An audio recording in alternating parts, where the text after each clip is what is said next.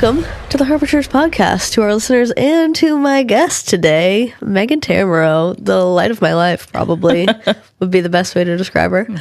Megan, how long have you been coming to Harbor? I've been coming to Harbor since January 2017. Wow. So 8 years. Pretty early on, yeah. About as long as we've existed, which is very cool, yeah. Yeah, for those of you who don't know Megan, she has obviously come to Harbor for a while. She has worked at Harbor for a while now. She's on staff. Some stuff with finances, some stuff with office administration. Yeah. Works very closely with Pastor Josh. So yeah, all kinds of stuff. Yeah. And then will you tell us a little bit, because we're going to get into relationships. That's the series we've been in on. Tell us a little bit about just like your life situation. You got kids. Sure. How many age ranges, husband? What's your deal? I have like 1,000 kids. So many. Yeah, so many kids. There's so many Tamaros everywhere. No, I have 4 kids, ages 2 all the way up to 13. And I've been with my husband now. We've been married almost 15 years, but together for over 20. Dang. Yeah. Yeah. Long time. Shout out to Jeff. Nurse Jeff in the building. He's not in the building, but I wish he were. He's the real gem. Yeah, we love him. All right, so 2 to 13 years old with the kids. That's a solid range. Dipping the toe into teenage. Crazy. Yeah, scary. Horrifying, imagine. I was never a teenager, luckily, so I've just always been in a good mood my whole life. But we were perfect. Yeah, no problems. But so this weekend, specifically why I wanted to have you on was partially the parenting perspective. If you don't have kids, don't sign off just yet, because I don't have kids either, and I'm for sure going to make sure that this is relevant no matter what your relationships are. But I do think while we've been talking about relationships, that is a primary relationship for a ton of people. Yeah. And from what I've heard, one of the hardest ones to do well. I mean, it's a little human life that God has entrusted to you to shape and mold and help to not turn into a jerk, you know? It's a lot of responsibility. It's a lot of pressure. Yeah, that's certainly why God was like, not you yet, KR. You need a minute. You got to toast a little bit more. But this past weekend specifically, we looked at, Pastor Josh called it shots fired. So some things that kind of break relationships down. Yeah. And then mending the sails was the other half of looking how to build them up, whether they're really broken or they're just good and you want them to be better. Yeah. A specific one I want to talk to you about, he talked about this idea of making decisions based on values and not feelings.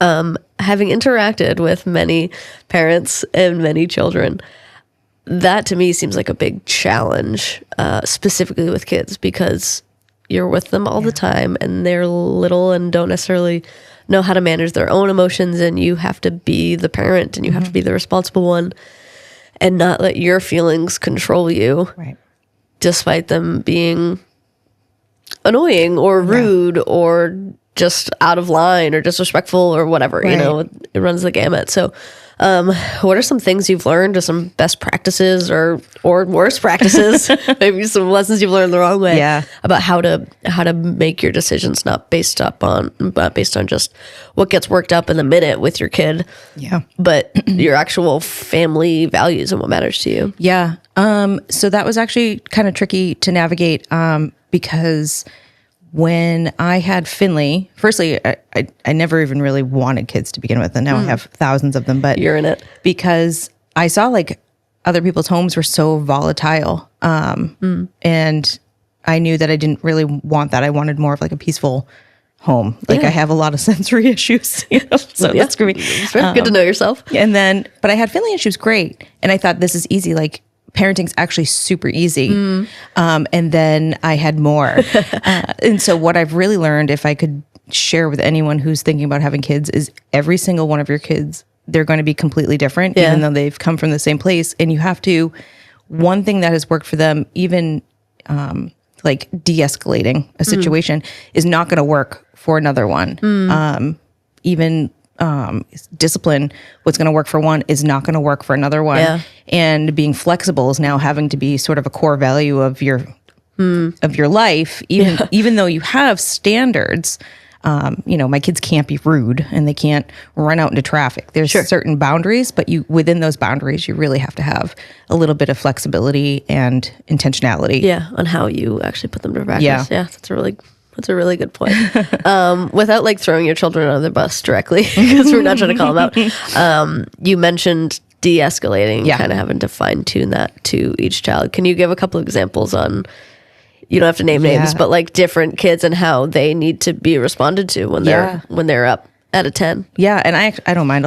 I'll name names. All right, hit them. So Cole is very sensitive. You wouldn't think that because he's a wild animal and he's getting stuck in 40-foot trees, and he loves to have fun, and he was just like a wild and crazy kid. But when there's a situation, you can't be heavy-handed with him. He will crumble.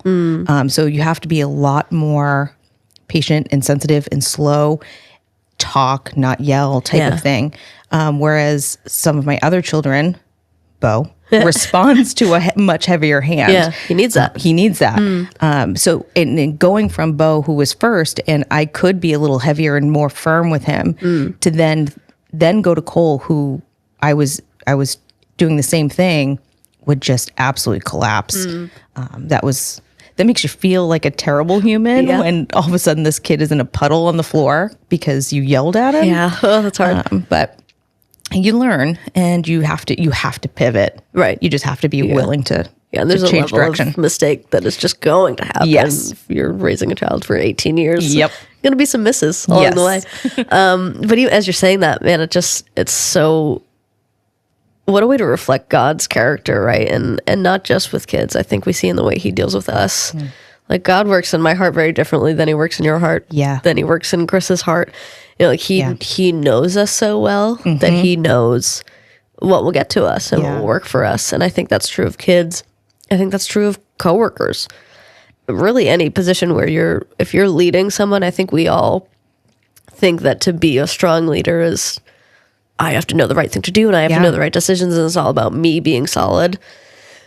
I think what I found and what you just reflected is, man, it's all about how much do I know and love the people that I'm trying to pour into. Yeah. Because the better I know them, the better I can actually speak to them in a way that they hear. Yeah. That won't turn them into a puddle, whether they're a child or an adult, and the puddles might look different, but like, we're all susceptible to that. Yeah. Oh man, that's cool. Yeah. And then from that, like, what do you think? We didn't really prep for this, but Oh boy. take it or leave it. No. But like, how do you think, because your relationship with God has shifted a lot, even just in the years that I've known you, which is, you've had kids longer than I've known you, you know, like you've had kids longer than I think you've really known Jesus. Am I right in saying that? Yeah. Yep. How has having God at the center of your parenting and of your family changed your dynamic with your kids, with your husband? Yeah. Several years ago, I just had to start. I was very convicted, first of all, in the way I was parenting. I was parenting very much like I had been parented. That it really wasn't working, and I just had to go to God and say, "Lord, please, I need your guidance on this. I need your direction on this, because I am supposed to steward this family. Right? They're not mine. They were given to me to hold on to. Them. I'm borrowing them. Yeah. Help me to be the mother that you want me to be, not just like the mother that society tells me I need to be, or the mother my friends are. Yeah. You know, what is it that you have for me as a mother to these children? Yeah. And it has helped me to be much more intentional in the way that I even just interact daily with my kids, or how I explain things to them. Like we talked a little bit about raising based on values, or decisions based on values.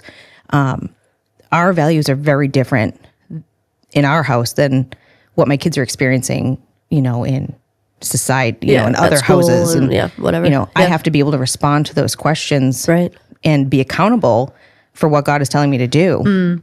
You know, if this is what God is calling us to, then we just have to do it. Yeah, that's what matters. So yeah, a couple years ago, not very early on, but a couple years ago, that was just a conversation between, you know, the Lord and I about what it is He had for me as a mom, and because I tend to compare a lot and look at what other people are doing a lot, and that's just going to mess me up. That's just going to trip me up, right? You know, if I'm praying or doing or acting in a way that is not His will for me, then nothing good can come from that, right? Yeah, it's good. And we're kind of stumbling on a theme here, like I think accidentally, but even that is God has called you specifically to be a mom in a specific way to your specific kids because he knows you, he knows them, he knows how you relate to them. Yeah. And I think the temptation to compare is strong. So real. Yeah. I can't even imagine. Even just like freaking moms on Facebook. Yeah. Like, here's what I feed my children, and here's the only correct way to breastfeed or, whatever. Like, there's just so many opinions out there. Yeah. I can't imagine having to sort through all that as a parent. Yeah, tune out the noise and focus on what matters. On what God has to say about it. Yeah, that's really good. And it reminds me of what came to mind just now is like Peter walking on the water. And the second you take your eyes off of what God has for you, it's, man, you're going to sink because you can drown in the thoughts that people have about what good parenting and bad parenting. And I've done that even in my personal life where I know I've butted up against God's will. Yeah. Not with family, but I've butted up against God's will. And like, I have felt the repercussions of that. I don't want to do that with my kids because I don't want them to pay the price for my disobedience, Yeah. Oh, that's so good. Yeah. And actually along those lines, so you talk about your faith is semi-recent in terms of the length of your life. Chris, I told you I wasn't going to talk with my hands. I'm talking with my hands so much. They're all over the place. Sorry, I'm Chris. sorry. Anyone watching, if I'm fully blocking the cameras with these piano fingers, just kidding. I got sausage fingers. Me too. I got little Irish baby fingers. Anyway, we're back. We're focused. Chris, stop distracting us. He does it every time. He's the worst. Chris. I was saying, though, in your faith, and in this past weekend's message, Pastor Josh kind of ended the whole sermon by saying how important it is to pray together. Yep. Which I know for me, even in friendships, like, man, the friends I can pray with, that's a different level of intimacy. Yeah. And it makes me feel more seen and heard and loved when they're willing to do it for me. And so often, like, someone spilling their heart out to you, it's like, I don't have answers. Yeah. I really don't. Yeah. But we can pray together right now, and that's better than anything we could try to take on anyway. But I know in marriages, that's even more important, I would guess. But also maybe awkward to try to put into practice if that's not how you started, you know? What has that journey been like for you? Like, do you and Jeff pray together? What does that look like? How did you start? Yeah. So I'll preface this by saying I wouldn't pray in front of anybody for a very long time, as you know. You've come a long way. I've come so far. I love it now. I'm so proud. But I didn't pray with Jeff until very recently. We would pray at the table. I would pray with the kids, at bedtime. But for some reason, it didn't even cross my mind that I should be praying with the one person on this earth who I should have the strongest bond with. So one day it was out of nowhere. I said, it was before we went to work. It's like 6:00 in the morning. I said, I think God's telling me to pray with you. I was like, I feel really strongly that we should be praying together right now. And that's sort of what started it. So it just, I felt obedience. Shout out. Get a girl. Oh man. And I didn't want to because, when we got married, we both were raised Catholic and, didn't really have a relationship with Jesus. And so we didn't do these things. And it felt like I was almost changing the game on him a little bit. Yeah. This is not what you signed up for, And now here, this is me. This is us. Yeah. But he was into it. So he was like, really sure. Cool. Yeah. It was very vulnerable too. Yeah. To be like, how can we do this? Yeah. And how do you think it's changed the way you relate to each other? Yeah. It's definitely allowed us to be more open. Yeah. We've had a lot of things within this last year, that being one of them, that has strengthened our marriage and sort of opened us up to one another. Yeah. Which has been great. God has been working on our marriage a lot the last year. So I think that was just one more way to allow us to communicate a little better. When you're praying, it's easy, for me anyway, it's easier to communicate my thoughts and feelings than going up to him and being like, this is something that concerns me. Because that, that almost feels not aggressive or attacking or whatever the word might be, but be a little confrontational. Confrontational. Yeah. That's the word. This way, it's just like, Lord, I'm just having a conversation with you, and he's listening in, and that's such a good point. Yeah, yeah, that's good, and not in a manipulative way, but in an honest way of just like, I'm gonna bring it before God, and then maybe you and I can talk about it. And even if we don't talk about it, I know that and we can be praying about it together. Yeah, that's really good. Yeah. Meg, bringing the truth. All right. Do you have any closing thoughts? Even on like, I was just telling you, like Thursday night, I loved a couple that's like loves Jesus and are doing great and like are very solid in their walk with God. Yeah. The wife was telling me after the sermon out there, she was like, yeah, Pastor finished the sermon and my husband just like elbowed me and he was like, hey, we don't pray together. Yeah. And you just don't even notice. Like, do you have any other little thing, and I'm putting you on the spot, so sorry if you don't, but like just like small changes that you've made, whether it's personally or with your kids or with your husband, that like are kind of an elbowing kind of moment of, I didn't even realize I wasn't doing this, and now that I am, God is using it. So I would say definitely surrounding myself with other people who are on a similar journey, and I mean even just Christian faith. Yeah. Surrounding myself with friends and being open with them. Something Jeff and I talk about often is years ago I didn't socialize with anybody. Yeah. And now I do, and it has fulfilled my life so much in a way that I didn't know that I needed. It just allowed me to have these people that I could talk to about what I'm going through, sounding boards. I get their perspective, their experiences, they can pour into me. And that's something he hasn't done yet. And we talk about it because he wants it. And I said, you just got to, put yourself out there. So like to these people, like put yourself out there, meet the people who are in the stages of life that you're in or have gone through the stages of life that you're going through that you can learn from and be sounding boards for each other. That's really good. I saw actually I saw a thing on Instagram the other day, classic, but it was like somebody did a study. I'm going to get the facts wrong, but the general idea is correct. They did an actual study of like hiking and they asked people at the bottom of a mountain or a hill or whatever it was to gauge how steep and how difficult it would be. And they found that when someone was by themselves versus when they were with a friend, they genuinely, like scientifically reported that they thought it was like 80% easier. Oh, wow. When they were next to someone that they love and trusted. And they did different grades of it. They did like an acquaintance / friend versus like a spouse or a best friend. And like the closer you were to the person, the easier the thing in front of you appeared. Wow. Even when you hadn't even started yet, it just felt less daunting because you had a partner. Yeah. Yeah. And like, I don't know, it just made me think, how cool is that with our relationships and with God to know, like, I've got the people beside me and I've got God beside me. There's really nothing I can't tackle. And the confidence and the hope it brings you just to know you're not alone is everything. It's been vital. Like when I don't think I can do it, somebody's there to remind me. Yeah. So good.